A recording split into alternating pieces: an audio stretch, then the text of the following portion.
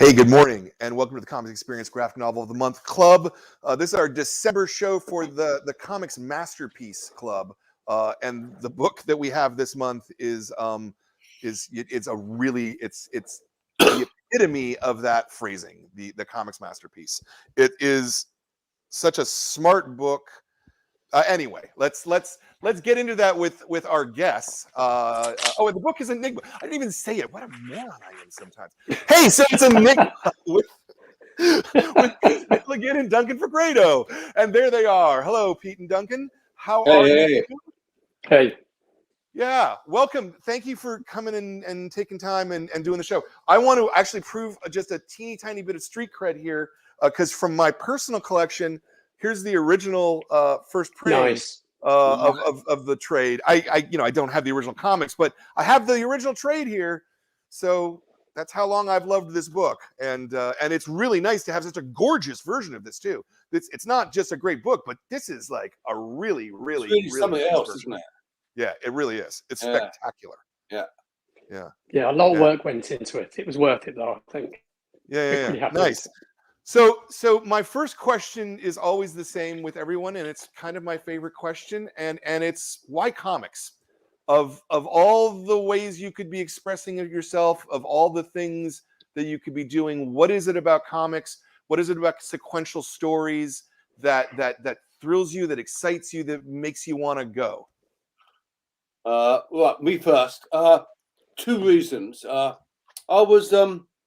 was really into art when I was young. In fact, art was my thing, and I thought art was going to be my thing. But I was also increasingly interested in stories, in writing, and in literature. And comics seemed to be the perfect way to marry these two interests, these two obsessions, really, of stories and art. And secondly, I had lots of stories in my head. I had lots of stuff I wanted to write about, and it seemed that comic books were just a fantastic way of getting this stuff out fairly fast, in a really exciting kind of way. Yeah. That's a really interesting answer. Well, we'll talk about early British comics more, but it seems to me that like part of the function, the reason is because you had a market for short stories that wanted that kind of thing. Whereas in America, that all comic books were superhero comic books essentially at that same time. It's kind of funny. Duncan, what's your why comics? I guess it was the drawing first, obviously. Before I was even aware of comics, I drew because I think I fairly quickly realised it was the thing I was better at than most kids at school. And as a fairly sickly kid, I had asthma, still do. Spent a lot of nights awake with asthma, and I'd draw to distract myself. And when comics came on the scene, they were the British humour comics first. And I would draw the stuff, I'd draw the characters out of the comics. Most, actually, particularly Disney stuff. I remember, again, really turned on by Disney stuff. It was the drawing. It was the environments in the drawing. It was the story. It was storytelling. I think I was a reader of normal books, but comics, they had that added frisson of imagery, didn't they? And something like drawing, it spoke to me. And I soon learned at school also, it's like if you did something better than anybody else, you could be quite popular. I couldn't compete doing sports or anything like that, but I could draw. And it was like a magic trick as far as other people were concerned. So that was pretty much it, really, I suppose. I love that. I love that it's a magic trick. Because it is. Excuse me, Duncan, are you popular now, do you think? Oh, hell no. I never leave the house, so I didn't have to face the slings and arrows. Yeah. That's what the internet's for, isn't it? So. Oh, that's funny. So I want to get back to the thing both of you were talking kind of in common about your love of early comics, and it really strikes me that in England, because you had the tradition of weekly comics, and there were so many different venues, and that there was a lot more demand for things that were in a wide range of storytelling. Is that? Would you agree with that? Yeah, absolutely. Yeah, I mean, if I may interject, I think the real difference between the British writers or the British comic creators was that we drew our influences less from. You were saying that it was all superheroes. I wasn't really that interested in superheroes. I mean, they seemed to be quite an American thing.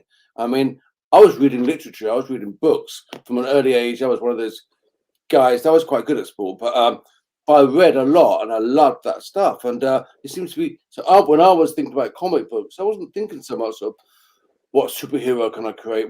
I was thinking, what story can I create? Not necessarily superhero, not necessarily a comic book style story, but anything. And why not? I mean, why not the kind of story that you might write a short story about, or you might write a novel about? Why can't that be in a comic book, and why can't that be different from either of those two and have its own quality? And I think that where we differed, I think, from some of our American cousins, was that our reference, our points of reference, and our influences were less comic books, and certainly less superhero comic books, and more literature and more art. And I think that the American guys, fantastic, obviously, a lot of them were, a lot of their influences were other superheroes. So it became quite self-referential. And I think the British guys, one could argue, the British guys brought a different set of references into the equation. Sure. No, 100%. I'm just sort of, I'm trying to suggest that that you have different kinds of weekly and monthly magazines there, or did at the time. There were things that aimed at boys, there were things aimed at girls, there was stuff that was humor, there was stuff that was action adventure, there was stuff that was war. Like it was a lot more of a range of material for your audience. But I think it was because of the kind of comics that were being published, right? In America, comics were still, trying to raise out of being taken seriously at all at that point in the early 80s, right? I remember when I opened the store in 1989, we were getting that first wave of stuff, but people would come in and still constantly be like, comic books, they still make these, like that it was a thing at all. Do you see what I mean? Yeah, I know. It's really odd. I think you're right. I think that we did have our weekly comics or our monthly comics, and then 2000 AD, I think, was the game changer. Yeah, and I think it really was. I think it was where a lot of us cut our teeth. A lot of us started to all these ideas we had, which often were just normal creative kind of ideas. The way that was where we first started, I think, work through them with art and the mixture of art and words and stories. There's sometimes had a political content, sometimes had a satirical content. Excuse me. And I think 2000 AD had this post-punk kind of spirit, and I think I hadn't seen that before anywhere else. And I think that it referenced other things as well, didn't it, Pete? I mean, it was referenced in movies like Star Wars and it was absolutely and politics. Other things fed into it. 100%. I mean, it was kind of like it was cross-cultural. I mean, it referenced other comics. It referenced comic books. It referenced movies. A lot of movies. Anything that was kind of the culture of the. It referenced, including politics. And there was a sense that I got. One thing I found with some American comics that I read, I mean, probably because I didn't read enough of them, was that they didn't seem to have that sense of an authorial presence behind some of the stories. That they were fantastic stories or fantastic art, but there wasn't a sense of a single intelligence or a single set of beliefs and concerns and issues working behind that. And I think with 2000 AD, even at its most simple, there was a sense of a particular point of view at work there. And I think that was one of the things that made 2000 AD fantastic at the beginning. Yeah, no, 100%. I mean, I think one of the major differences is that we got fucked by the Comics Code, for a long time, you know, after the 50s, and it really reduced the number of places that were willing to publish art that was in any way challenging, right? You know, It's hard to be counterculture if the culture's not allowing you to do it. Exactly, Yeah. exactly. So I mean, I'm glad that we finally broke through that, and we, you know, now it's kind of a sad joke to talk about those things, but yeah, that was still the case, you know. It's a constant thing that comic books are seen as superhero comics, first of all, and they're seen as it's like comic books are a genre, and really comic books aren't a genre. I think comic books are an art form within which there are a number of different genres. I mean, I don't know about you, Duncan, but I've had a few times when I think I was interviewed by BBC one time on the radio, just about how comic stories were grappling with real issues, and that they were no longer kiddie comics, and that, you know, that it was there to be able to do with what you wanted. And They attempted to tell that story for about 10 years, didn't they? But it was interview, real sort of serious kind of interview. And then when I heard it, they came on and they played the Batman theme to him. Yeah, absolutely. Yeah, it was Comics Aren't for Kids Anymore, Zach Powell. So everything, but basically everything, it was as though they hadn't listened to anything I'd said, which they probably hadn't, and maybe it wasn't worth listening to. It was like everything I'd said has been negated by that kind of like the intro music for 30 seconds.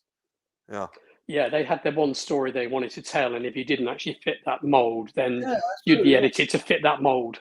Right. And they did that pretty much repeatedly with every documentary they ever made during the 80s and early 90s. So here we are again. Yeah. So let's talk a little bit about Enigma and where it came from.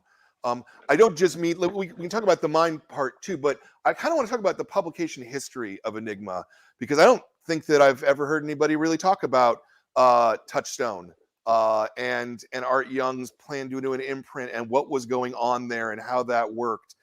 What can you tell me as someone who was involved, at least in some extent? It was quite circuitous and convoluted.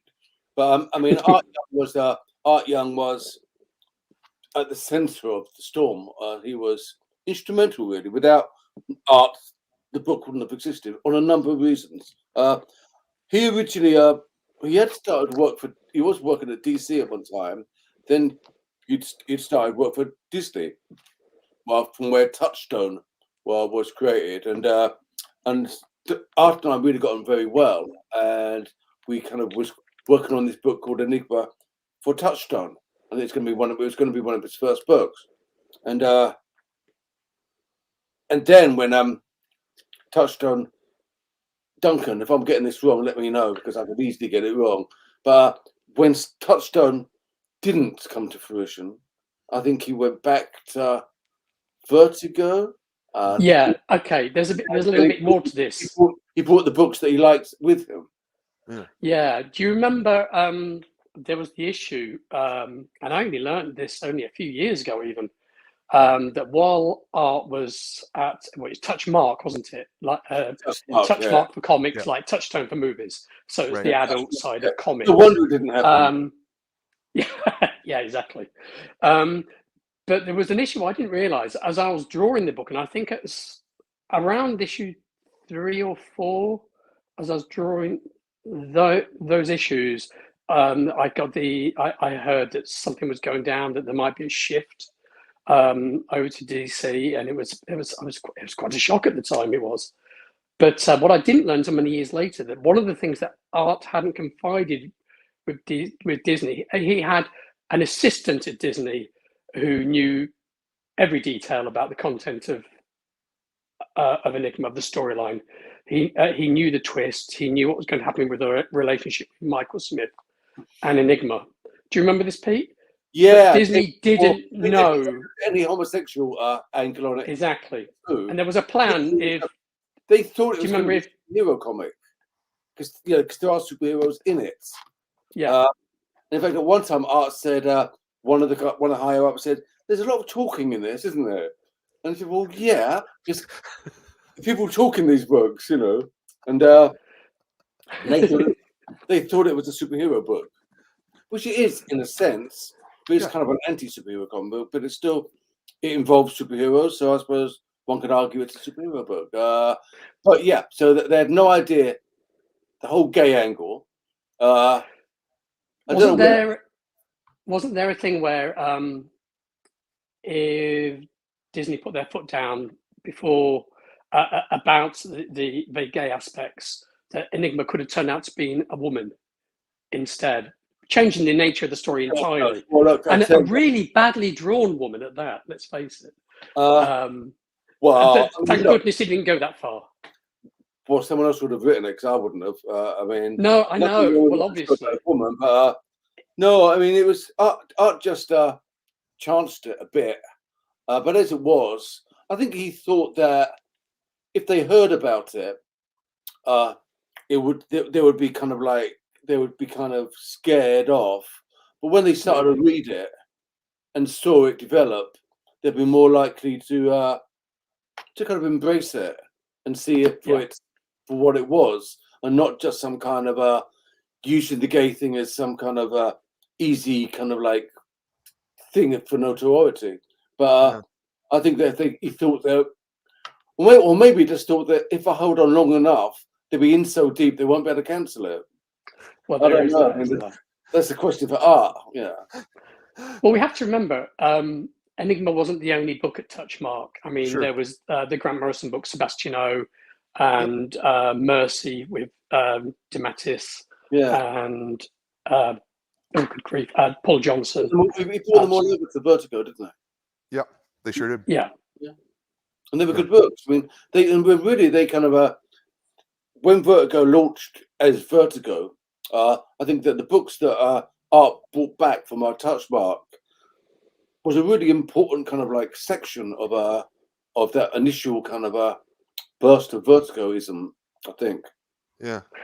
Well, they were the first original books, weren't they? Because I mean, Sandman was obviously strong, but it was an existing title at DC already. So I mean, obviously, good to be in Vertigo. It's a strong spine. Well, the name Vertigo, I don't think quite existed then. I remember having a conversation with Karen Berger about potential titles for this. Before then, it would always be known as the Berger Books or the Karen Berger Group, you know. And she talked to me about, do I have any ideas for names for this new group? And I said, maybe we could call it Enigma Comics. Because I just thought in some ways, unless Enigma's my comic, would I get a piece of the action, you know, from this book? And she said, "Yeah, right, Milligan, nice try. You know, move on to it." I didn't know that. Yeah. That's great.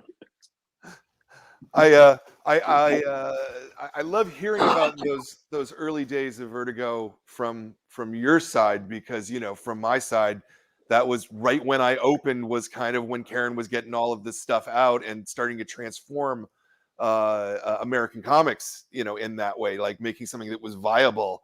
And, you know, ultimately we get great books like this out of it, which I just love.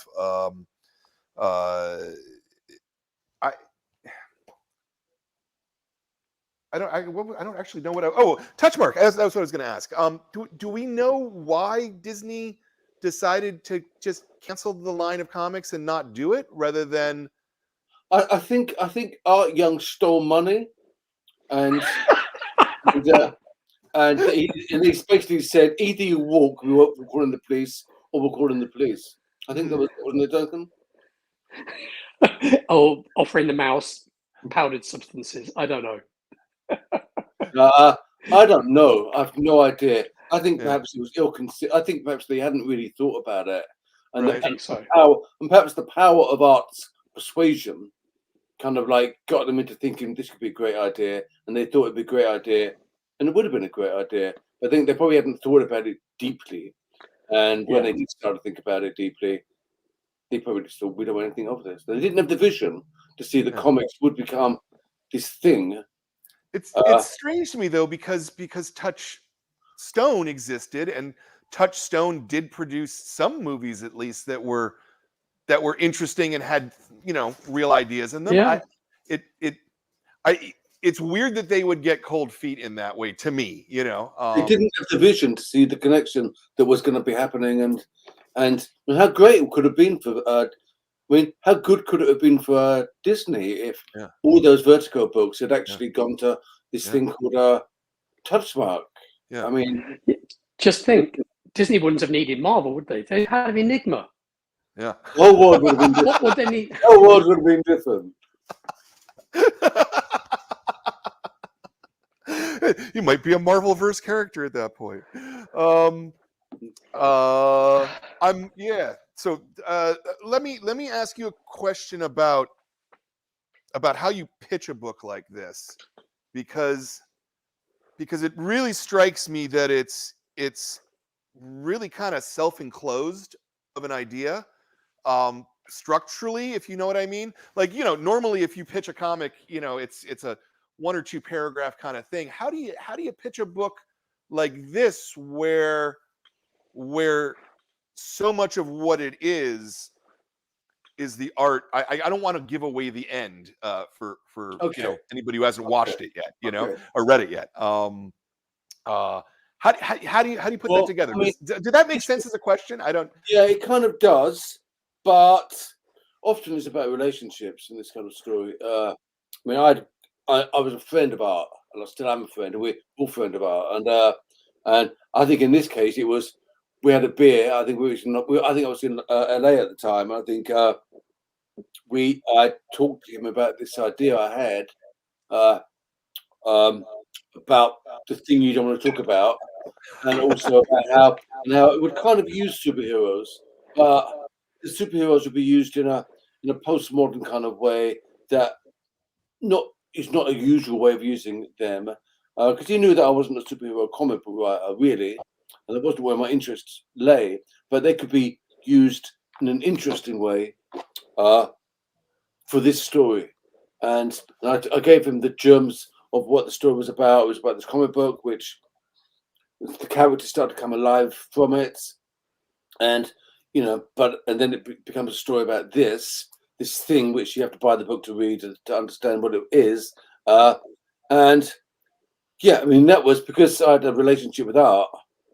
I think we had a couple of beers one evening, sitting outside his hotel, and we thought we have to do this. Simple as that. Can I ask you a question, actually? I don't think I've even asked you this before. How fully formed was that entire concept of Enigma? Because I remember I didn't ask you, I don't think I ever had a synopsis at all, bar a few sentences from art. And I was still relatively new to comics. I had the broad strokes. I mean, what's interesting about, I don't think I might be telling him this, but part of the impetus of the story for me, and part of, I think, the verisimilitude, to use a posh word, fancy word, was art at that time was coming out as gay. Of course, yeah. And it was quite a beautiful thing to see, really, because it really was a sense of, I really did get a sense that you're a person who, you know, the word normal is a word which is bandied around, and it's a very strange and loaded kind of a word. But I was really struck by the sense that art was, he became a more normal person for what his normal was as he became gay, if that makes sense. For example, I would be at some kind of do or some kind of party with art when he was still ostensibly straight, and you know, I'll say to him, look, I'm in a relationship at the moment. If you kind of see a girl, if you see a young woman and you want to leave me, I'm okay, mate, you know. And he never did. Because he wasn't that interested. Actually, that he wasn't that interested. And it struck me that when he did start to self-realize, he became much more centered, became much more, as if like a normal. He became the correct version of Art Young, and it was quite beautiful to watch. And some of the scenes in Enigma were drawn from. He took me to a gay bar. He started to then explore in Los Angeles, and he took me to a gay bar in a club, and it was very interesting because as a straight person to be in a place where you are more, if you like, objectified in a more open kind of way. I think the way that women are all the time. I think it was really useful and interesting kind of like experience, and it's one that I use in the book when Michael first goes into a bar and just the way he's feeling. I drew a little bit on my own experiences, my own feelings when Art's on his journey. When Art took me to one of these clubs in West Hollywood, and so it's inextricably linked to my friendship with Art and to Art's own journey, and so some strange cracked mirror image of what was really going on. Nice. So Duncan, when did you come in on this? Like you? Oh, no, there he is. Okay. When did you come in on this? You said you just had a synopsis at first. So obviously it's a bigger story than what the synopsis was, right? I'm back. You're back. Okay. Did you get that question at all? I didn't get that at all. Sorry. No, not a problem. I managed to kick the trolley the camera was on. Yeah. So the question is how when did you get involved? How did you get involved? And you said earlier that you just had a couple sentences of a description. Oh right, yeah, okay. Yeah.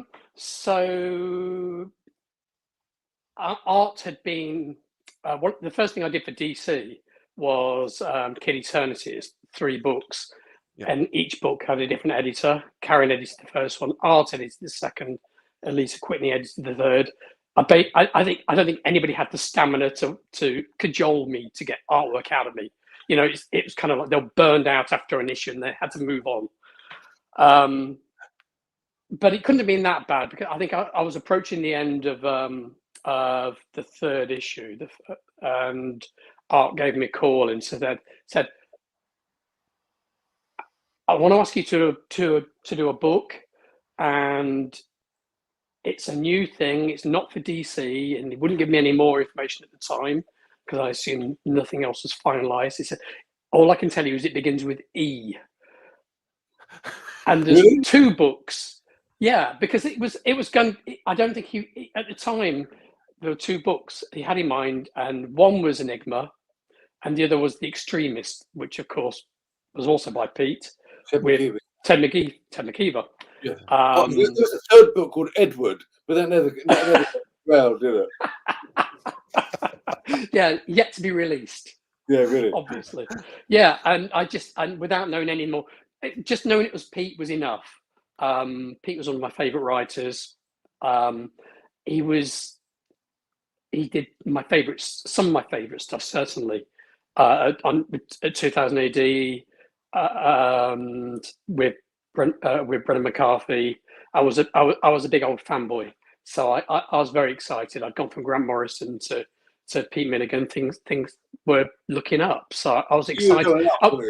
Yeah, that's it. You only had to write the letter E, and I was excited. E for excited, and willing to sign on the dotted line. There was no dotted line at that point. Well, you were an easy date, weren't you? It's gotten a whole lot harder, believe me. These days, I require at least a sentence, a paragraph, and a check, or at least a wire transfer. So, yeah. But yeah, changing times. But Duncan's artwork was fantastic when he came on. I mean, it was really, and what was interesting was because it seemed such a kind of a private kind of idea between me and then my relationship with Arts, and it was really interesting then to get this other person that came in who then started to kind of visualize it. It was really interesting to see this thing, which had been such a personal interior kind of a project. So it was really interesting, and there's a funny story about Duncan's artwork. He was fairly new when he started work on Enigma, wasn't he, Duncan? I mean, yeah, I didn't really know what the hell I was doing. I just cracked doing painted artwork, and I didn't know what to do with line work. Being polite. Okay, but what was interesting is that during the course of the book, of the comic books, I think one could argue that Duncan just got better. His line work became more sure, and there was a kind of a slight change in the style as Duncan just got better at it. Mm-hmm. He just got better. And we were at a panel one time, and someone in the audience asked me what was going on. You know, the artwork was kind of changing as the book progressed, and things, and I kind of like came up with this piece of old nonsense, and I said that, well, it's very scratchy at first, the artwork, and it's very, all the drawings are slightly off, to indicate that Michael himself was not quite realized. And as Michael, the hero, became more and more self-realized and understood himself more, so therefore were the drawings of him more reflective of this more self-realized state of mind. Complete nonsense, of course, but it really went down well. And it was great. Yeah, but the thing is, a year later, I was at another convention and I heard a similar question being asked, and Duncan answered with exactly the same answer. And I think by now he believed it. No, I was relating the same story. It become the truth. You know? It was a good version. It was a better version of reality. There's no doubt about it. It's become true now. If you believe it, man. It was self-fulfilling. It was self-fulfilling. The reality was, I mean, it was during that Spin Across America tour, wasn't it? And I think the second issue just came out as we were on the tour, and I was horrified by the artwork, and I was apologizing to everybody. It gets better, honestly. It gets better. It gets so much better. I was just. I've never changed, really. It's like the last thing I did was always awful, ultimately. And the early stuff was nice. I think it was scratchy, unfinished quality. Yeah, it's different. There's an energy. Yeah, absolutely. I think always had energy, and I think that was the thing that was maintained all through the book. Even when you got perhaps my more technically efficient, it was still kind I gained clarity. Yeah, I mean, I actually find the technique in these early issues to be really spectacular, because it's great. Well, because it's clear that it's clear in hindsight, at least, that this is because you were painting prior to this, doing, and you're trying to figure out how to get the light and shadow that you get in paint with a pen and ink, and it's actually that's it. It's a really nice technique, I think. It's a really interesting point, Brian. There's a real sense of him kind of working things out on the page. Yeah. That really literally was it. It kind of it is really hard. I mean, putting this book together, scanning all the old artwork, going for the back matter. It was a hard thing for me to do, because it was literally like peering into an alien brain that I couldn't actually comprehend. I couldn't see. I couldn't make sense of my actual process anymore. It was the strangest thing. It really was. But yeah, I mean, the thing is, if I'd actually gone in, if I'd had a highly developed superhero style, it would have been utterly wrong for the book anyway, I think. Completely. Yeah, because I didn't want the superheroes. The superheroes in that start to come alive out of Michael Smith's childhood favorite book. I didn't want them to look like normal superheroes. I wanted them to have a real sense of that. Well, and they don't. They really don't at all. Yeah, really.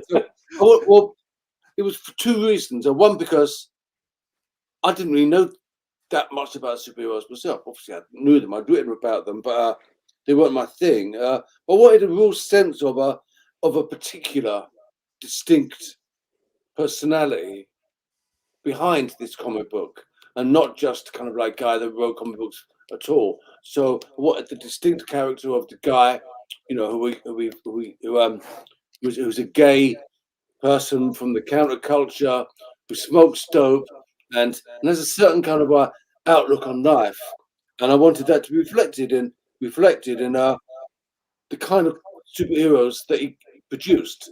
So these weren't the kind of people that would be fighting Superman or knocking Right. around with the Avengers. They were a bit weird, like their creator, you know. And I wanted that there, and which is why Duncan, who was not really a superhero artist at all, he was just an artist who did comics, and I think, I think that's why it works. I think. Yeah, I mean, it definitely spoke to me. I mean, it's the nicest stuff. The stuff that works best is it's the small, quiet. It's the talky stuff. It's the small, quiet moments, and it's actually the stuff, as it's turned out, that I've always enjoyed doing more. Just people having a conversation, the boring stuff, the talking head scenes. Sure. I've always liked doing that stuff, and I still do. It's fun. It's fun to pull a performance out of characters to draw you in. So you're not just reading it; you're internalizing it. So you are experiencing it, and that at the heart is what I like about comics. It's the thing. Movies are great, but they're passive. You're watching them. You do bring experiences to them, but it's kind of like they're running in parallel or on a different track at the back of your mind. But with a comic, you are controlling the speed. Well, I think that's a really good point. Yeah. Really good point. I think that's why horror works differently in comic books than it does in movies. I mean, horror works in movies because you don't have control over the speed, and what's happening next is happening next, whether you want it to or not, and it just happens. And you have sound. You've got camera movement. Yeah, you can create those fake shocks. You can't do that in a comic. You can do it with a page turn, but you turn at your own speed, don't you? I mean, exactly. You can still be taken in the rest of. Yeah. Well, and the other thing that happens with comics, I find, is that it's very common for me to go backwards while I'm reading a comic. You know, I'll read the first 8 pages and then go, wait a minute, actually, I want to go read page 4 again, you know? And you can't do that in a movie. Even in a novel, it's much more difficult to do it, I think. It's just something about the medium of comics and its use of time and space, I think. It's you're with a complicit. book. The audience is complicit in the story on some level. And I think in terms of Enigma, especially, the audience is complicit because the audience is being narrated to by the central notion of the Enigma, essentially. You know? Yeah, I mean, we won't give the ending away. It's I think Grant Morrison called it one of the strangest and weirdest kind of endings he's ever seen in comics. But the story behind that was I wanted something that operated like a third-person narrative, but I wanted that narrative voice to have a point of view. I wanted everything in it to have a point of view. I wanted the comic books to seem to, the superheroes to seem to have a point of view, to come from someone with a point of view, not just a blind superhero. But I wanted the narrative voice to have an attitude towards the characters. It's the moment when you do this, Pete. Pay attention. Yeah, well, it was just kind of like I just wanted him to have a point of view. You know, some narrative voices. I find with them, and this is in novels as well. I think that if it just becomes a bland, grey, it's almost like a Greek chorus with no kind of connection to the action. I think that when that Greek chorus actually can be affected by the action, becomes more action, and has a attitude towards that action. It becomes like as in Medea, when when she's going to do this terrible, Greek stuff right here, but when she starts, when Medea's going to do this terrible thing and poison her children and her husband, the Greek chorus really reacts to it. I mean, they're not passive bystanders. They are They are affected by the action, and I believe they tried to even stop it. So I think that was a really amazing piece of breaking the fourth wall a bit. And this, what is usually used as a technique for narrative device, suddenly becomes engaged in story. And I think, without saying without saying that, put myself on the level of Aeschylus or whoever wrote there. But you are. Yeah, well, it's nothing to do with that. But I wanted the narrative voice to have to be a bit annoying as well. I mean, to kind of like some people are a bit fucking annoying. I'm sorry, you might have to bleep that out. I presume you don't want me to swear anymore. No, swear all you fucking want. Oh, good. I don't want to fucking swear. But yeah. So I wanted I want everything for a bit different from a normal superhero book. And I wanted everything to have a point of view, and even if that point of view was a bit narky, was a bit unpleasant or irritating, and yeah, I think we managed to be a bit irritating here at times. A little bit. Yeah. Life's like that. Yeah. Well, as I say, and I think that it keeps the audience complicit in the storytelling, and I think that's fantastic. I also love the fact that the story proper doesn't end, and in almost any other thing that I would encounter that I would hate that, but I really love it about Enigma that you just don't know, and it's fine. I'm trying to think of a way of. Excuse me, I've got this. My lungs are phlegm factories at the moment. They're just like producing them. I'm trying to think of a way of explaining my rationale behind that ending without giving the ending away. But I wanted it to be the opposite of what you'd expect and want in a normal superhero comic book. The very thing that a superhero book would normally be building up for, that big moment, that big fire, that big who's going to win the big fire. I wanted to avoid that, and by avoiding it, to say that this hasn't been that kind of book. This has been about this over there. This stuff over there is the important stuff, and this isn't. Yeah. No, it's an amazing construction. Is all I can say. Actually, wait, hold on. We've got a question that I need to ask. I need to put the question up. It's from Eric Heiska. I read somewhere that Peter has requested some characters to look like an amalgamation of himself and his art. Is this true? And was the design of Michael Smith conceptualized in this? I can answer this. I think you'll be hearing from my lawyer tomorrow. I remember asking you. Michael Smith, more like Duncan, anyway. I think. Well, he did look he was kind of based on me at the time, yeah, a little bit, which is funny because I remember asking Pete, when the mask is finally removed, what do you want Enigma to look like? He said, I think it's like a model, some classical chiseled, a little like me. That was a sense of that was humor.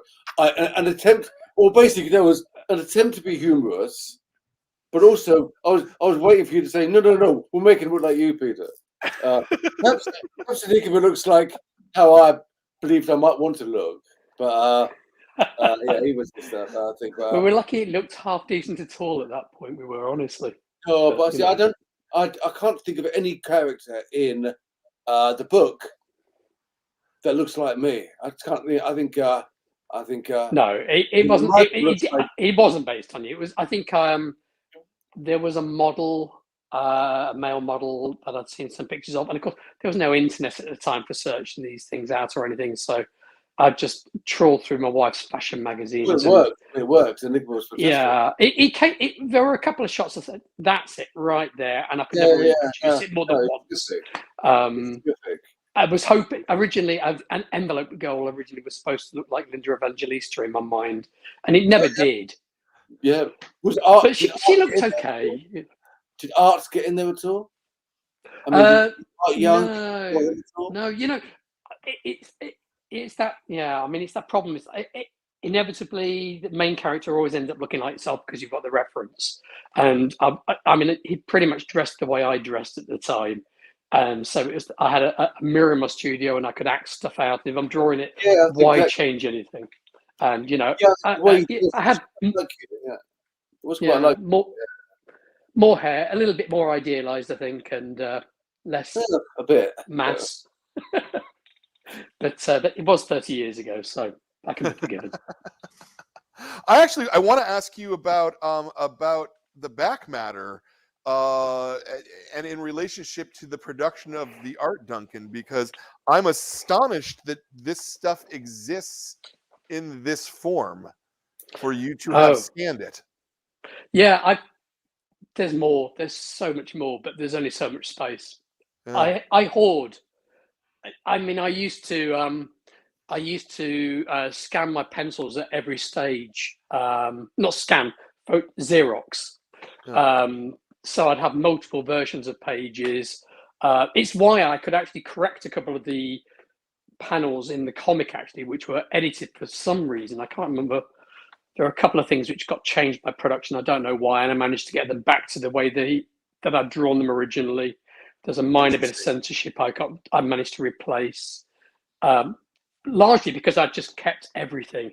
And I spent months scanning all this dusty old crap last year. Actually, was it last year or the year before? Time has no meaning. But yeah, I mean, it's great. I've got to give huge credit to Richard Brunin. I dumped so much material on him and said, you decide. Yeah. And and he was great. He honed it down, made sense of it all, got it into the nearest sort of sense that something would make some sort of sense, and then we'd go back and forth with add notes. And yeah, I mean, it was a lot of work. It was seems to have spent months doing this stuff, but honestly, it was kind of like, you know, we've been waiting to get this book out for so long. Yeah, it was worth it. It's a thing of beauty now, isn't it? And I really do believe that the story has the book that it deserves. I think the production value, everything about it, I think it's just great. I think it's a thing of beauty. Yeah. Have to thank the production at Dark Horse actually for all the work they did on remastering the art, because I think you have to thank Karen as well. But I think obviously, Karen Berger, of course. Yeah. Did you? So you said that you restored some stuff. I'm assuming it's all pretty minor stuff. Yeah. But so how did you approach it? Did you do it forensically? Did you like go each page and find the original art and like compare the two? And no, I didn't need to, because I knew the stuff which had been changed before. Oh, okay. You remember all these years later. Okay. I can. It's some of it's really tiny. I'll give you an example. If I can find the page, I should have actually marked these pages up. Yeah, they don't have page numbers, so it's hard to. It does not help, does it? What are page numbers? Yeah, there's no page numbers. That's insane. Oh. I like pagination in a book. What can I say? The reproduction of this is just really spectacular. The guy doing the production, and I forget his name, and I apologize for that, but he went to great lengths to correct some of the misregistered color stuff that was printed wrong 30 years back, where you got haloing around the black lines and whatever. The blacks are solid black. The colors are much more representative of Sherilyn van Valkenburg's colors, which are beautiful. It's as gorgeous. And all that still existed too. That's the other part that surprises me, I guess, a little. Well, what the pages included in the back matter? Yeah, I think a few of the pages have been returned to me, and I just hoarded it along with everything else. Yeah, but I only had those 3 pages, I think, that were included. But I see. I'm sure the originals still exist somewhere, unless it's one of those things you either, back then, whether you could sell it, I don't know. Yeah. And so in terms of your process, you it looks like you're touching every page at least twice. That you're doing a layout for yourself, yeah, and then Yeah. on the actual board, you're doing the pencil. Yeah. I mean, it really ultimately just comes down to whatever it takes. I mean, by initially it would have been a case of like doing thumbnails, layouts, whatever it took to make sense of the story beats, drawing it out full size. But I'd Xerox the pencils, and often I'd, if I wanted to rescale something, there's a travel shop near where I used to live, and they had a photocopier. So I walked 10 minutes around the corner, get them to photocopy, do photostats and reductions at various scales. I got to know the girl to run this place really well, and they copied every page of that book for me multiple times. Wow. And I would lightbox stuff that would need to be scaled up or scaled down, and what literally whatever it took. The pages, the early pages particularly, and you can see it in the back matter of the reproductions of the originals. There is spatter over them. There's whiteout correction. There is patch paper. There's redrawn patch whiteout over the top of that. Whatever it took for me to actually get something down that was actually printable and readable. So it literally whatever it took. Oh, I found one of the corrections, but I don't think I better show that one. Actually, one of my favorite corrections was a really tiny one, and it's actually this panel here, and it's nothing to do with the artwork, but right here, Michael's exclaimed to the Enigma, spoilers here, about being a character from his favorite comic. Yeah. Except in the script, it was my favorite fucking comic. And for whatever reason, John Costanza, beautiful lettering, either Art said, take fucking out, or John didn't like it, but it was removed, and I managed to squeeze it back in there. So once again, it's his favorite fucking comic. It helps with the sentence, doesn't it? Yeah, it's important. Yeah, that's the only reason it was there in the first place. The rhythm. Absolutely. Yeah. It was hilarious when I'm so often when I would repeat scripts, my reaction would be, you have a physical reaction. I would laugh. It's everything ripped off the page like that. It's what made it such a joy to draw. I mean, I was just trying to keep up with it, but it's just like these characters demanded the performance to support what was there on the page already. Well, this is one of the things that really strikes me about when I look at your thumbnail process is how nearly finished these are. I mean, they're not print ready, right? But they're like the layout.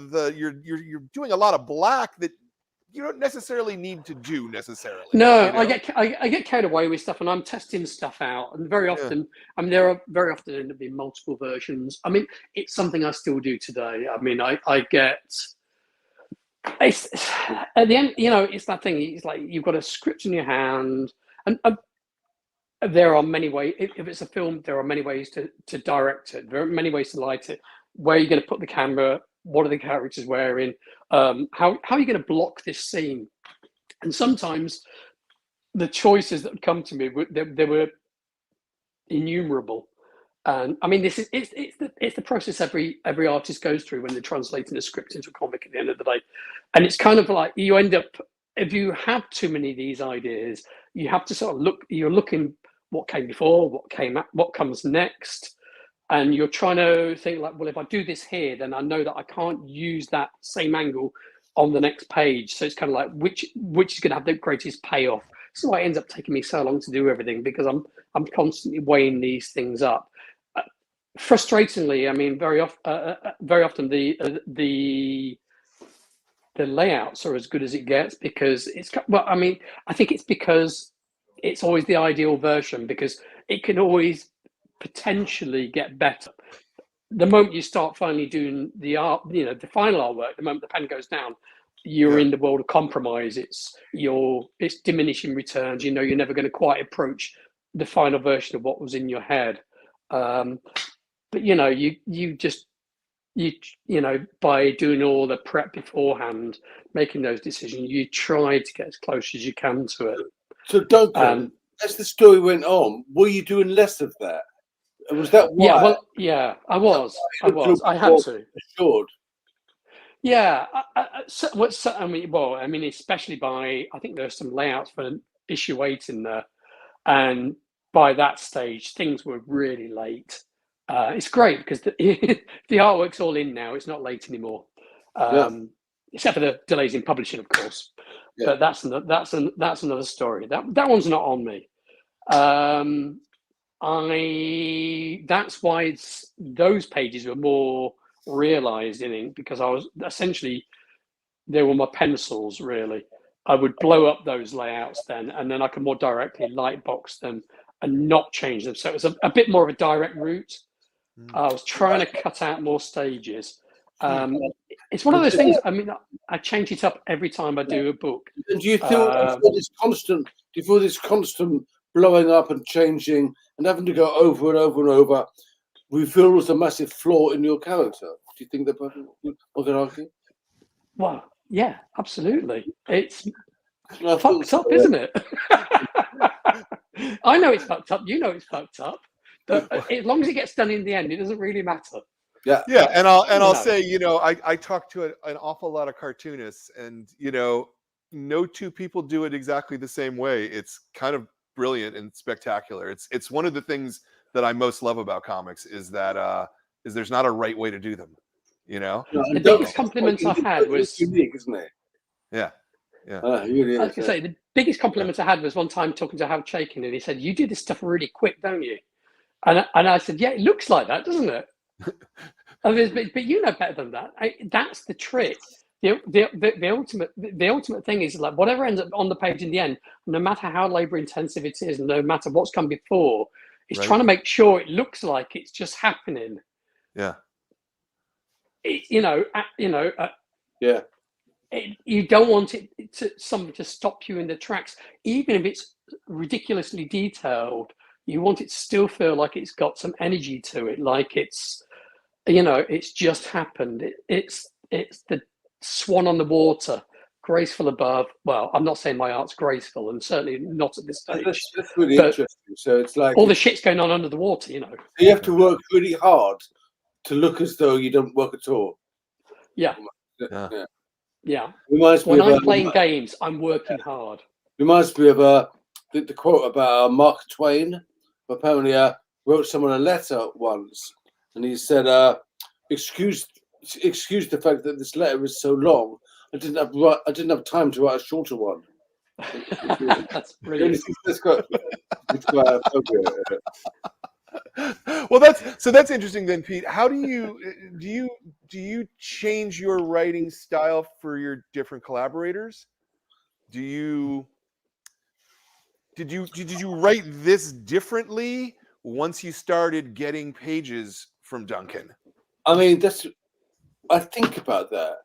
Yeah. My first instinct is to say no, but I was looking at the pages coming in. I was being affected by them. So I think, how can I not have been affected by it?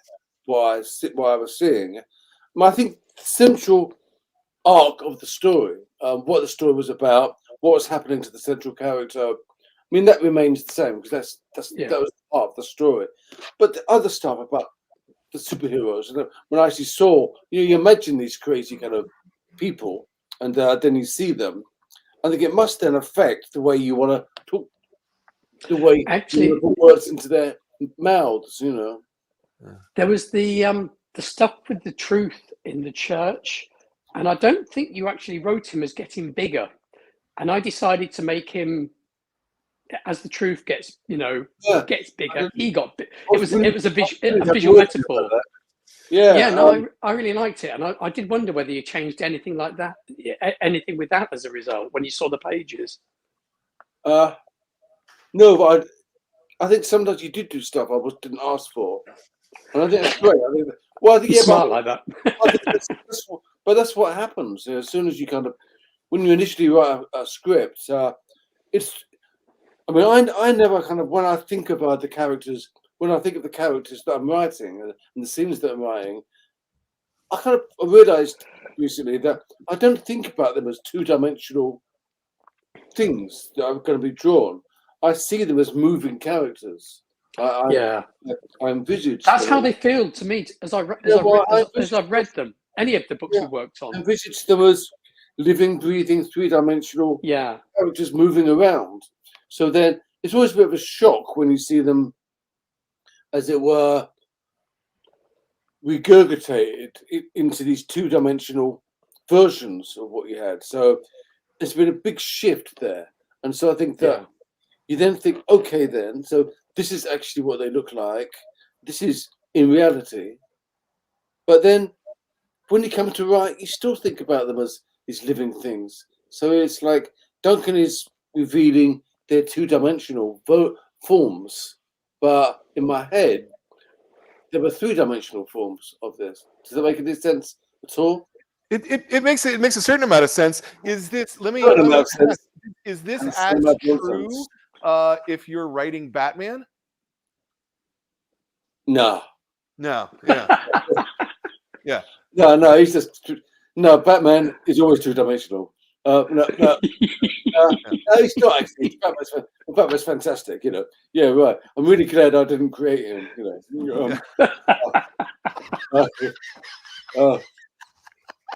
No, but you know what I mean. The difference between your own story and your own characters and doing work for hire. I think you're right. I think there was different. Even then, there comes a time because whenever I've done a work for hire, like written Batman or something, I've always tried to kind of. You got to. I think if you're going to do a decent job at it, you've got to, in a sense, make it your own. For that time that you're writing it, it is as though you've created this character, and it is telling a story that you want to tell, and you're not just being dictated to by this icon and by this history. You have to, if you like, use it in a way that you inhabit it. So in a sense, it is three-dimensional to me, until I then see it again in its rendered in its two-dimensional iteration. You know? Yeah. You feel like you have to get into the mindset. You have to believe it, otherwise you can't live it. Well, I think you just have to make it your own by the time that you're writing it, whether it's John Constantine or whether it's Batman. When you do write it, it has to be your character. Now, obviously with Batman, you have to leave him in a certain kind of place that is not too far distant from where you picked him up on. But you can still. I was asked. I was at this thing called London Content a couple of weeks ago, which was a media and film kind of event in London, and there was a comic books session we talked about, and I was asked about just that actually, like when you write characters work higher, how different it is from the normal stuff that I write and I like to write, which are my own stories. I said, well, there is a way in which you can use these amazing characters to kind of to tell stories that are very personal, and it's quite surprising. In the same way as, again, I'm not suggesting, in the same way as those fantastic Greek writers, Aeschylus, Euripides, and so on, they kind of used the myths that existed for thousands of years before them, and the stories of Medea and the stories of Oresteia and the stories of Agamemnon. These existed before them, but they still used them to say something about the society at that time. So for them, it was both this icon that they were dealing with, like Agamemnon was the kind of must have been seen as, I guess, like Batman, this thing that existed and was part of and was real in that it existed in this culture.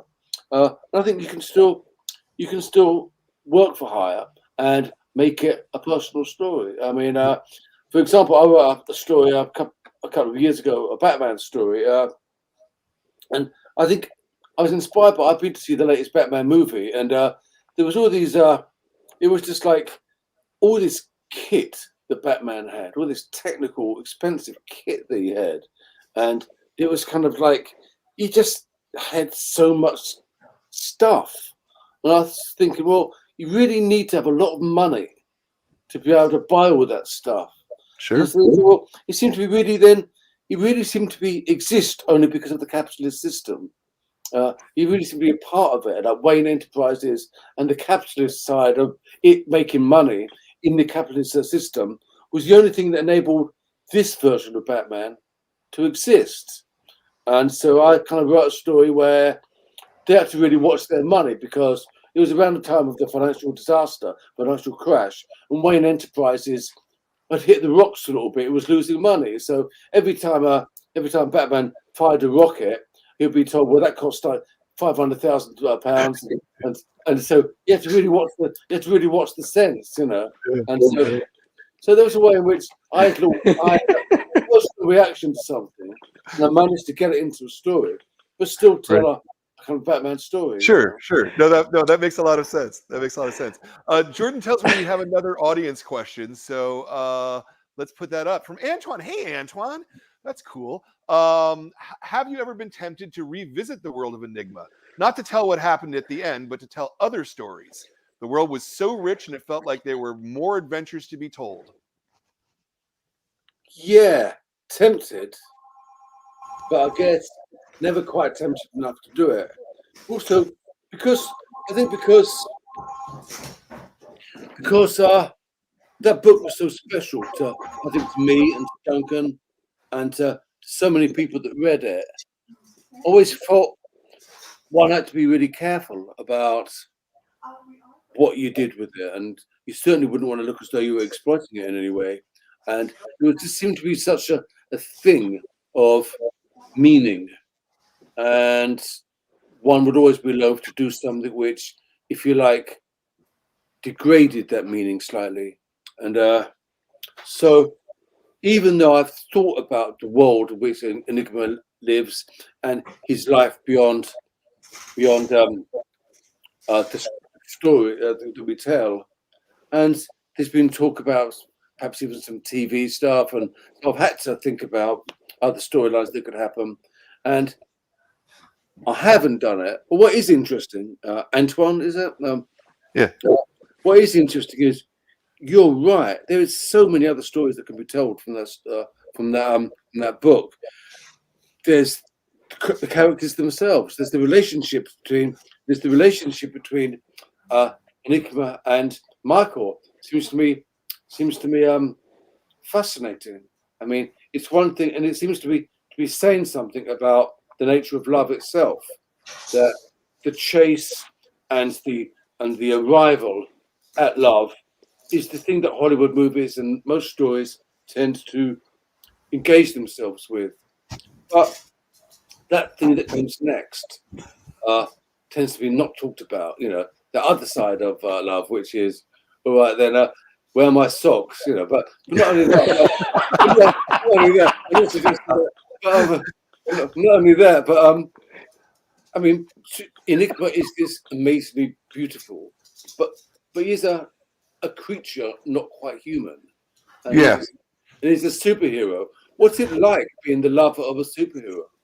Yeah. Let me actually ask a question here, because one of the things that struck me really hard on the reread was how coercive Enigma himself is in the story, particularly in terms of the love with Michael. Now, Michael makes the correct and brave decision at the end of the story, but I think that Enigma is ultimately kind of horrible in a lot of ways.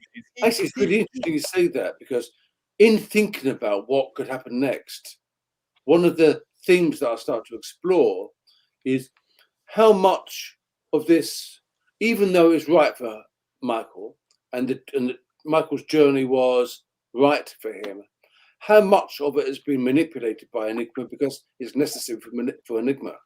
Yeah. And I think that's a really interesting point that he picks up, and I'm glad he picks it up.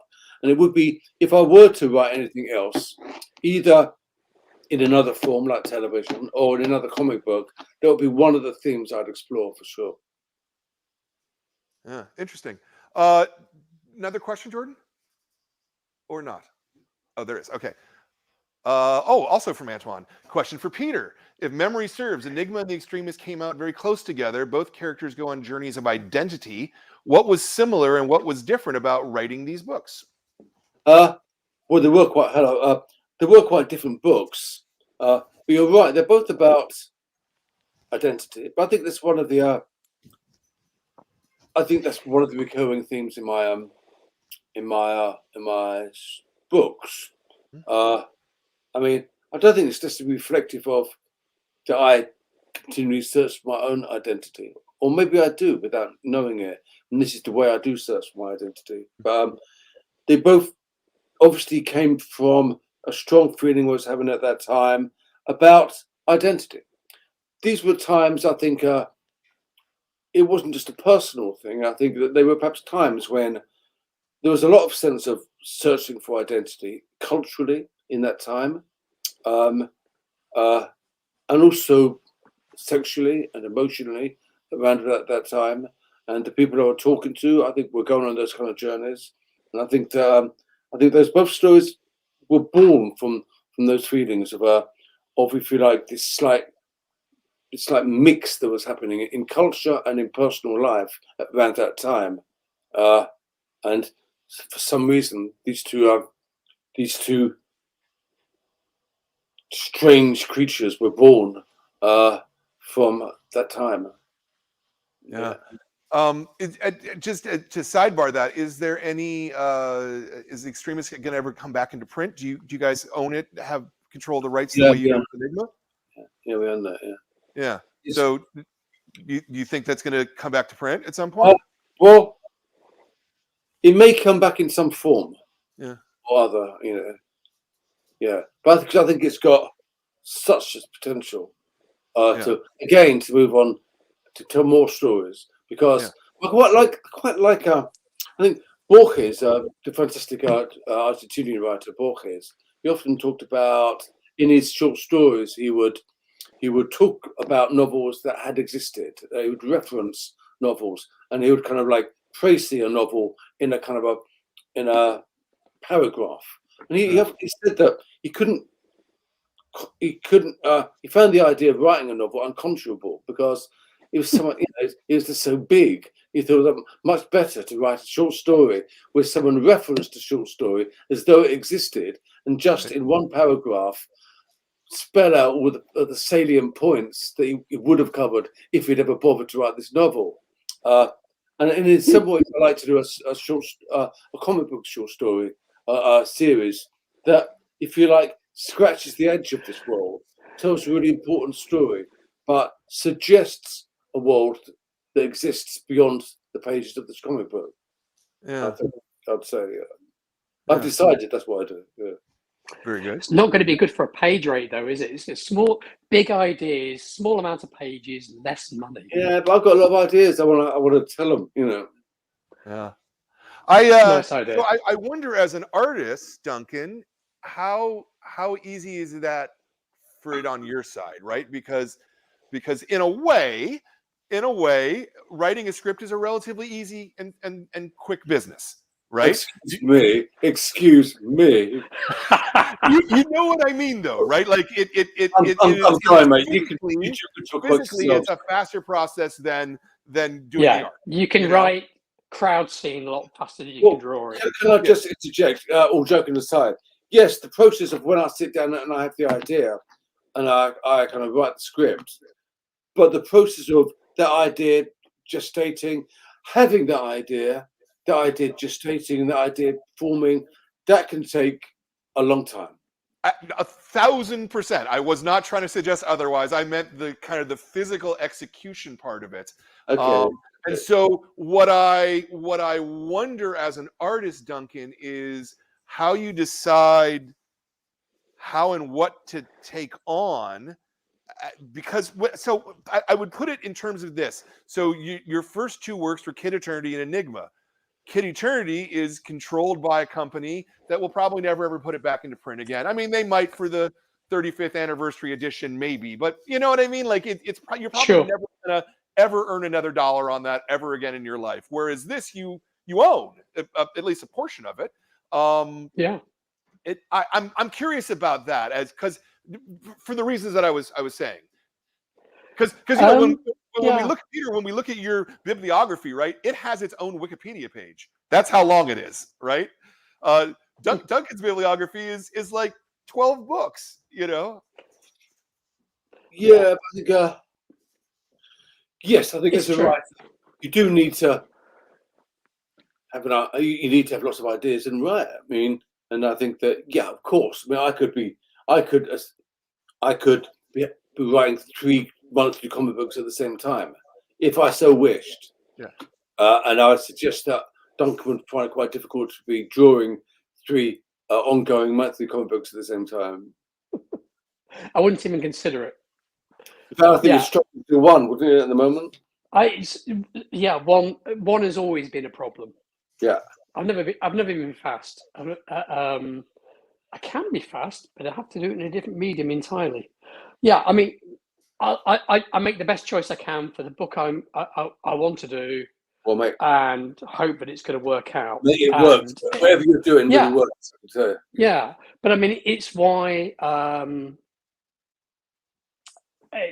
I was doing Hellboy,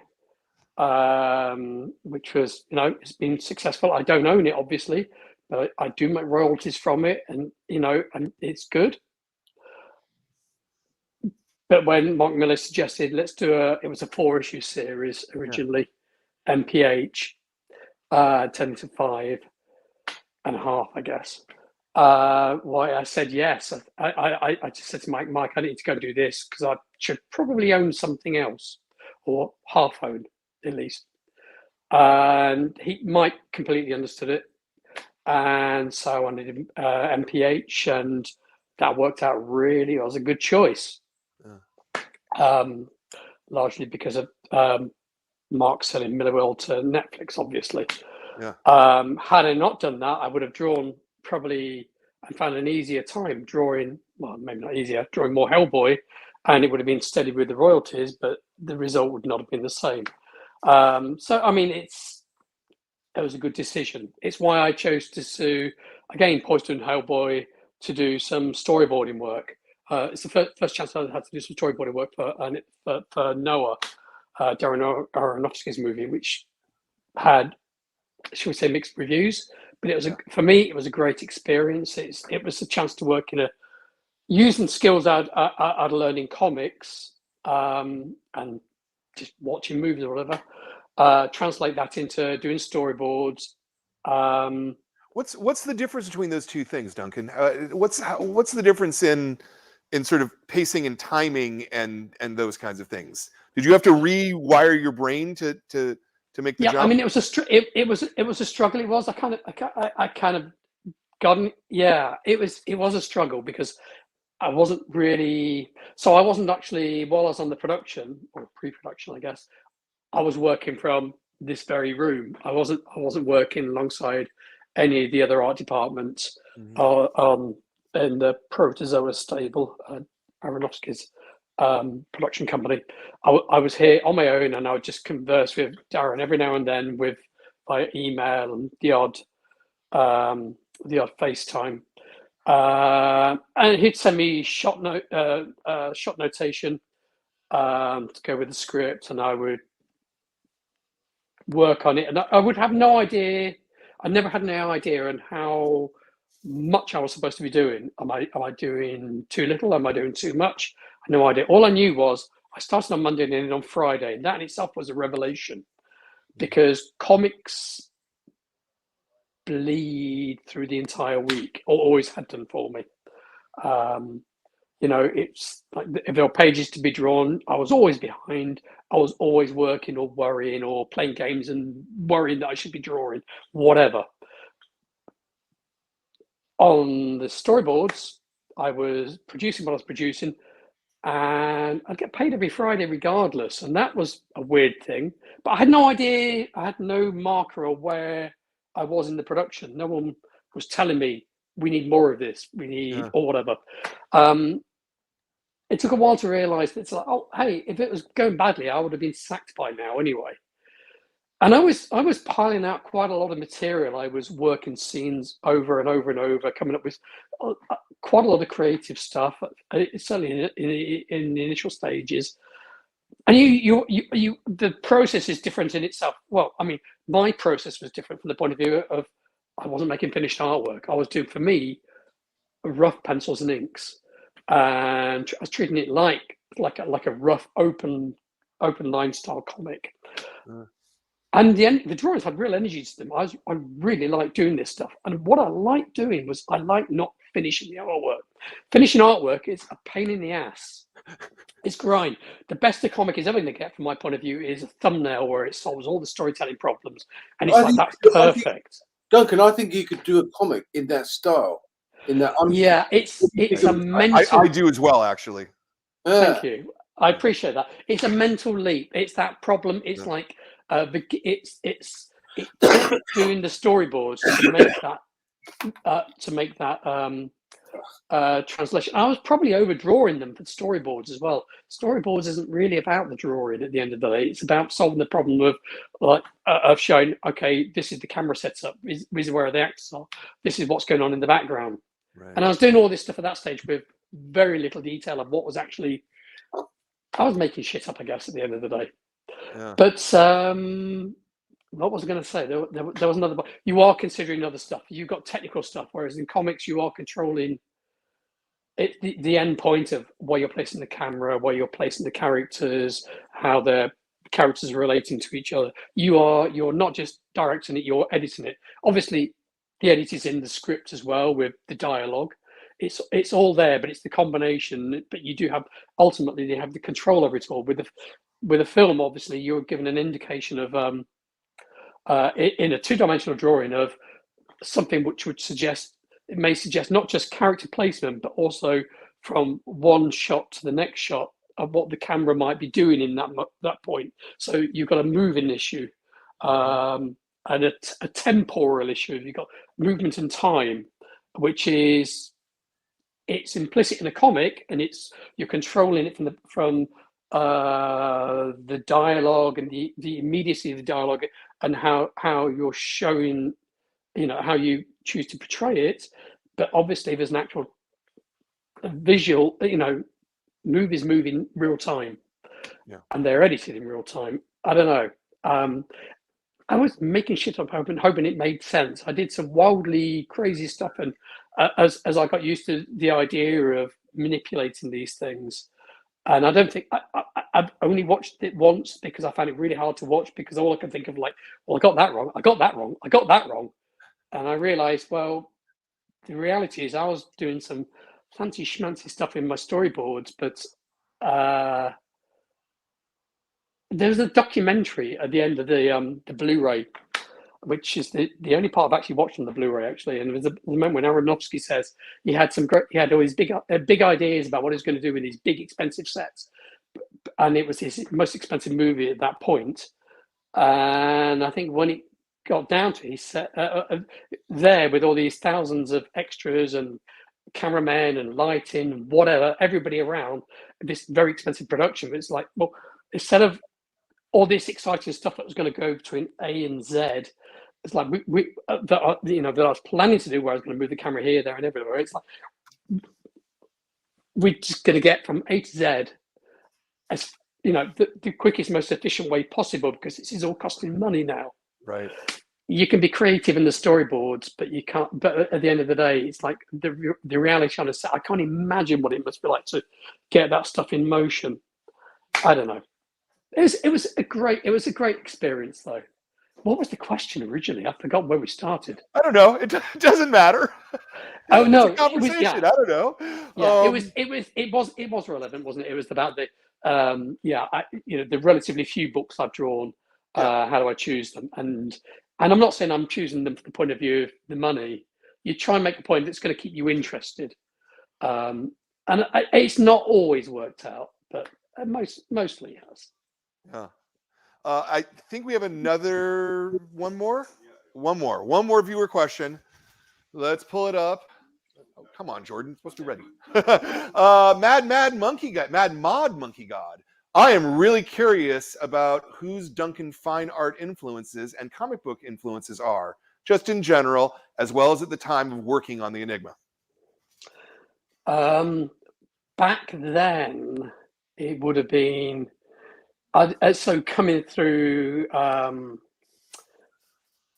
So yeah, coming off Kid Eternity, the stuff that influenced that was obviously stuff like Dave McKean and Bill Sienkiewicz and George Pratt, Ken Williams.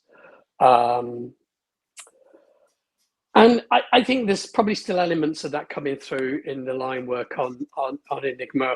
But the interesting thing is, and I think I touch on it in some of the writing in the back matter for Enigma. I was coming into contact with a lot of other artists back then as well, like Alex Toth, and I'd come across Mike Mignola, which is funny. And there is stuff in Enigma where I recognise, oh yeah, that's where I was looking at a lot of Mike's work. And this is obviously way predating Hellboy and whatever. It was one of those things. Sherilyn had coloured Mignola's Fafford and the Grey Mouser, done a beautiful job on it. And I think I tell a story in the book about that. I was shocked to see that my work coloured on Enigma for the first time because it didn't look like Fafford and the Grey Mouser. But it's Sherilyn. How can that be? And then I realised it was me. Right. That was the problem. The It's always problem. me that's the problem. Well, yeah. If a glass can be full or empty, or half full or half empty, it's always half empty with me. It's not an intentional thing. It's just the way, it's just the way I tend to see stuff, I suppose. Yeah. What else was I looking about? That obviously, I was very big into Klimt, and because of all the little whirly designs, all the Klimt-esque designs. I'm not even sure why that got incorporated at the time. I don't remember. It might have been a response to, I had I remember getting a letter from Art. I think Art and Pete were in a convention in, I think it might have been Italy, and Art had written letters describing what he thought Enigma should look like. And he described a guy in an opera mask and waistcoat and cloak and whatever. And I think as I was drawing that, it pretty much all the little walls and stars and whatever started to appear. So that's your Klimt right there. What do I look at now? I don't even know. I tend to. I mean, the stuff I tend to respond to is work like. Well, I mean, I've looked at lots of Jean-Paul Leon recently in terms of comic art. Obviously, I mean, I always did.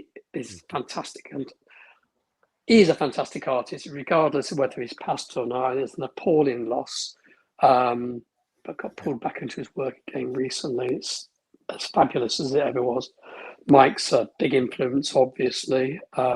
Ian Gibson, who drew Halo Jones for 2000 AD, was a big influence back in the day. I adored the Halo Jones story, and in fact, there's still stuff I do now that relates entirely to the way Ian Gibson would visually tell a story. He had some ideas on if you change the angles, the angle of viewpoints in the panel, it would change. It would alter the way you would read, not just the image, but it would affect the flow of time because it takes the mind time to adapt to that angle. And just the way he would use body language. He had a very distinctive body language of the way he drew all his girls, which I loved. There's way too many, and if I start to list, I'll probably never stop. So I like people who draw really, really well. Yeah, yeah. I'm there with you. We're getting close to the end, I think here. So there's two questions that we can end with here. The first is there anything that you guys have upcoming that you'd like to plug that you're working on that you're especially proud of? Are you working on something? I mean, Duncan, I don't think we've seen a comic from you in 6 years or No, so. I Are you take, I working on take, something? I am working on something actually. Yeah, I have been taking some time out. I took some time out after, when the Netflix deal went through. I took time out, and it's partially because I did things like I had an exciting cataract operation, and I broke my ankle, and these things tend to wipe time out completely. Yeah. But I was also the intention was like, hey, I've got some money, I've got a studio in the garden, I was going to go and paint. And it never really, it's all coincided at the same time I was breaking my ankle. Never really happened. I could never quite work out what I was going to do. I thought I was going to do some more storyboarding. That didn't work out because of COVID. But I am finally back working on a comic. I can't really, it's not been announced, so I shouldn't Yeah. specifically. I think it'll go down well. I think people will like it. So Very nice. Do you have a rough time frame when we can expect the mystery comic? judging by the speed I'm drawing at the moment, no. I've got a very, very loose schedule. But I'm trying. It's all thumbnailed.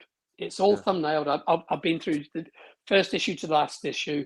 Every page is thumbnailed, and Nice. stuff is designed. Covers of designed. So now I've just got the laborious job of drawing the damn thing. But it's coming together. It's looking good, actually. What I've done so far. Yeah. About how often, like how many pages a day, a page, or how long does it take you to do a page? Is the question. Yeah, I have no idea. No idea. Yeah. Okay. Yeah, Right. it's too long at Yeah. the moment. But I'm sure by the Yeah. time I get to the end of it, I'll have nailed it again. Right. I'm never going to be fast. I'm not. Yeah. That's Don't very hold good. your breath. It's all right. It's all right. Well, it's worth waiting for, I think. Well, thank you. Pete, So, Pete, what do you want to plug? Well, like Duncan said, I'm working on a number of projects, all of which I'm really excited about. But some of them I can't really talk about quite yet because Sure. everyone has their own media department, and they want to kind of like manage the declaration of this thing. But I'm working for some really good stuff for AWA, as well, which is a fantastic organisation. But there's a new story coming out there I'm really excited about. But I have two coming out there, coming out soon, and I'm really excited about them. And I think they can be really, really good. For Bad Idea, at the moment coming out is a pirate story called Pirate Queen, and that's fantastic. I mean, I just love it. I think it's one of the best things I've done. The artwork is insane. It's just amazingly brilliant. And so I'd advise everyone to check out the Bad Idea story called Pirate Queen. Over at Vault Comics, the good people at Vault Comics, I'm doing a story called Human Remains, which is a kind of a horror, nasty, disgusting story, but with a lot of humanity as well. And so I'm really excited about that. And Aftershock Comic, I've got a really good relationship now. I've got some really good ideas with them, and I'm really liking some of these smaller independent companies that have been springing up. Yeah. And I think there's a lot of fantastic young companies coming up, and I hope they're the future of comic books, because I think they really give a great platform for people like me and Duncan and other people to really express themselves, really tell stories that they want to tell, and try to use comic books, I think, the way they should be used, which is to tell the stories, personal stories that our creators want to tell. Yeah, I mean, I agree with that, and I think that I think. Excuse me, may I say that, of course, a Marvel Comics, the long-awaited Excellent, with me and Mike Allred, which is kind of like in the ecstatics world, is finally going to be published early next year.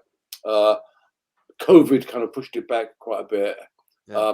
It's finally going to come out, I think, in February next year, and it's been amazing working with Mike Allred and Laura again, and the artwork is just as brilliant as it was in Ecstatics, and it's a new story, it's a new superhero team, It's a new superhero comic, but it involves some of the old characters that you will recognize. So if you like, can you go home again on a book like that? Is it hard? Is it easy to? well, you have to have something new to say. Yeah. It's quite simple. I think that if you're trying to say the same thing, yeah, it's a waste of time. But if you've got something new to say and the world has changed and you're using that template to talk about something else, yeah, absolutely. Yeah. Good. All right. Awesome. Just sounds great. That sounds great. All right. So the last question we usually wrap this up with is this is a series of videos that we do, conversations. We're somewhere at 230, something like that, of these things with this one. And we get a lot of people who watch these, not just because they like comics, but also people who want to make comics. You know, but they're not quite there yet. They haven't made the leap. So what's your piece of advice to an aspiring creator who would like to do work in comics? It can be a physical thing. It can be an emotional thing. It can be a technical thing, a spiritual thing, anything you want. But what would be the piece of advice that you would give someone who wants to work in comics? Duncan, you want to start, or? Make sure you really want to do it. I mean, really want to do it, because it'll take everything out of you that you've got and ask for more. So be prepared to do that. You'll be fine. And just try and hang on to the reason you wanted to do it for in the first place. If you can keep in mind why you wanted to draw it, it's like the tough times doing it will be a lot easier, if that makes sense. You know, it really depends on the person, on the individual ultimately. For me, I find it tough. I've always found doing comics hard, but I make them harder for myself, I guess. It's my nature. But it's the only way I know how to do it. So I put up with it. Yeah. I love that answer. That answer is both beautiful and heartbreaking. I love it's that. real.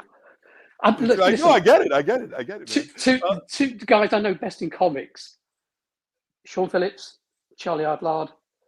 To the fastest guys, most prolific. Yeah, that's hard. Yeah. And I still get on with them. Still like them. Yeah. They do great work. But and then there's me. I kind of like the complete antipathy to their approach. But it's kind of like you've got to be yourself at the end of the day, and you can try and wish it away. But it's kind of like it's like, well, just pay for the therapy or just accept it and just get on with it. And I kind of get on with it. All right, Pete. Same question to you. Well, I can only talk from a writer's point of view. I think rather than trying to be a clone of someone else that you like, you have to find a way of saying what you want to say and being yourself. And as Duncan said, you have to know why you're doing it, why you're doing a particular story, why you want to do comics. And I think that know why you want to do it and then hold on to it. And but that's every single individual story is the same. Why do I want to write this? Why do I want to write this in comic books? Why is it best suited for comic books? And I think they're the important questions. Yeah, beautiful. Yeah, absolutely. I love it. Well, I wanna thank you guys for taking the time to be with us this morning. Well, your afternoon, but my morning. I really, I especially want to thank you for this amazing book. This is really a terrific book, and it touches people. It makes people think, and here we are, almost 30 years later, and people are excited by it. And this new edition. Mwah, this is the prettiest one of the classic clubs that we've been able to do. Also, if people at home, hey, put me on a one shot, will you, Jordan? For people at home, there's a book plate that comes with if you buy and signed by both of them, and it's original. You can only get it from us, and it's comes with every copy you buy from us. So you should buy a copy from us. Enigma was this month. Coming up, the next show is Wednesday. We're talking to N.K. Jemisin and Jamal Campbell about Far Sector for the Adult Club. And then next Sunday, we're talking to Kelly Fernandez about Manu, which is a really fun and funny book for the Kids Club. Next month's Comics Masterpiece Club will be Whiteout. And we've got Greg Rucka here to talk about making comics, which should be an awesome conversation. So, you know, hopefully you all enjoyed all of that and you go, I want to be a member of this club and get all these cool books every month, because that's a good thing. I want to make some thanks, and my thanks are especially to Jordan, who's running the camera and doing the show. I want to thank my staff, Zoe and Kat, who I could not exist without existing here, and I want to thank Pete and Duncan for making this book. I want to thank you for taking the time, but I want to thank you for making comics. I profoundly want to thank you for that, because if you guys didn't make comics, I wouldn't have anything to sell. And so you know, I love comics, and I love you guys, and thank you so much. Thank you. Well, thank you. All right, we'll see you guys next month. Yeah. Have a good one. Yeah, cheers, buddy.